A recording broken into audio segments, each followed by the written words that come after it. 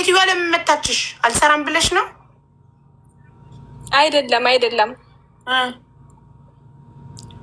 እንቅልፍ ለምሳሌ 11 ሰዓት ላይ ነው ጠዋት 12 ሰዓት ነበር የተኛን እና ከዛ እኔ አመመኝ። ምግብ የለም ወይ ምግብ ስጭኝ ወይ ደግሞ ወደ ሀገሬ ስደጅኝ ስላት ከዛ በኋላ ተበሳጨች እና በጠዋቱ ተከታትላት አለሁበት ክላስ ላይ መታ ጉሮሮዬን ፈጠረቀችኝ እና ደበደበችኝ። የሆነች ልጅ ነበር ስደበድበ የምሰራ እዛው። ከዛ ከደበደበች በኋላ ሰጥ ነው ማድረግህ እዚህ በኋላ ሰጥ ዝም በላ በእጇ እንዲ ያደረገችኝ የሆነ እንትን አለችኝ እና ደጋግማ በጥፊ መታችኝ አንገቴን ከያዘች በኋላ። ከዛ በኋላ በስተመጨረሻ ሰዓት ለፖሊስ እንዳልደውል ፖርሳዬ ውስጥ ገብታ ስታወጣው ስልክ ሌላ ስልክ ነው፣ የዛች ልጅ ስልክ ነው። እንዳጋጣሚ ከፖርሳዬ ያዝኩት። እችን ልጅ በምን አግኝቼ ስልኩን ልስጣት እያልኩ ነበር።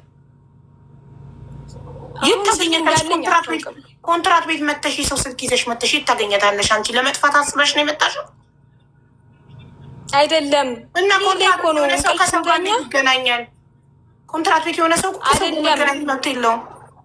እኔም አዝሜ በውስጤ ነው እንደዛ እያልኩ የነበረ። በውስጤ እኮ ነው ሀቡዬ ይህን ስልክ የት አግኝቼ በሰጠዋት እያልኩ የነበር በውስጤ እኮ ነው ለልጅቷ። እሺ አሁን ዋትሳፕ አለሽ? ዋትሳፕ ላይ ፓስፖርት ኮፒሽን እንድትልክልኝ ድንገት እንኳን አለኛው ባገኝሽ። ኦኬ ዋትሳፕ ሽ የት ሀገር ቁጥር? ሴም ካርድ ቀጥታ ኬታ መጣሽ? ገና በ15 ቀንሽ ማን ገዛልሽ? ሀዛው ላይ ነው ያሉኝ። ሀዛውን የሰጡና ማን የሰጥሽ? ቢሮ? አዎ ቢሮ ለሁላችን ከአንድ ላይ ለመጣ ነው ለሁላችን በአንድ ሰጡን። አረ ጥሩ ቢሮ ማሻላ፣ ሴም ካርድ የሚሰጥ ቢሮ ተገኘ። ጥሩ አሁን ይኸውልሽ የምትልኪልኝ ዋትሳፕ ላይ ቁጥርሽን ሶፊን አስገባታለሁ።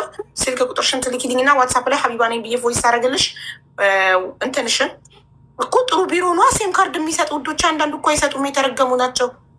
እሺ ስልክሽን ትሰጪ፣ ስልክ ቁጥርሽን ትሰጫትና ለሶፊ ሀቢባ ነኝ ብዬ ቮይስ ታደርግልሽ። የምትልኪልኝ ፓስፖርት ኮፒሽን፣ ሎኬሽንሽን፣ ሎኬሽን አላላክ ታውቂያለሽ?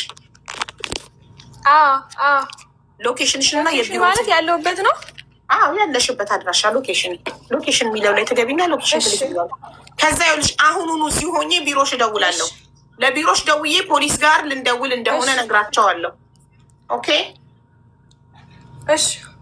እነሱ ያስኩታታ ሎኬሽንሽ አለ፣ ፖሊስ እንጠራለን። ምን ችግር አለ? ኦልሬዲ ፖሊስ ካወቀ በኋላ ምንም ልታደርግ እንኳን ስልኩን ስትቀማኝ ማለት ነው። ሎኬሽን ከላክሽልኝ ከዛ ውጭ ምንድነው እንድናረግልሽ የምትፈልግ? የቤትሽን ሎኬሽን ከላክሽልኝ የቤትሽን ሎኬሽን ከላክሽልኝ ቢሮ ደውዬ ፖሊስ ልጠራ ነው። አሁኑኑ ትሄዱላታላችሁ ወይስ ፖሊስ ልጥራ እላቸዋለሁ። ከዛ ፖሊስ ጋር ትደውያለሽ። ቀጥታ መስመር አለሽ። ቀጥታ መስመርሽ ከተዘጋ ስልክሽን ከተቀማሽ የቤቷ ሎኬሽን አለን። በሎኬሽን ፖሊስ እንጠራልሻለን። የምትሉ ሌላ ምን እናድርግ? ኦኬ ቢሮ አንደውል፣ በቃ ራስሽ ፖሊስ ጋር ደውይ። ቢሮ አይደወል ነው አይደል?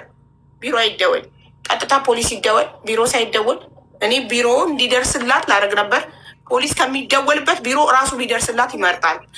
አይ ቢሮ ሳይደወል ቀጥታ ፖሊስ ትደውል ከሆነ ፖሊስ እኔ ከካታር ሆኜ ሳውዲ ፖሊስ ጋር መደወል አልችልም። እሷ ቀጥታ ሴም ካርድ አላት፣ ራሷ ናት የምትደውለው።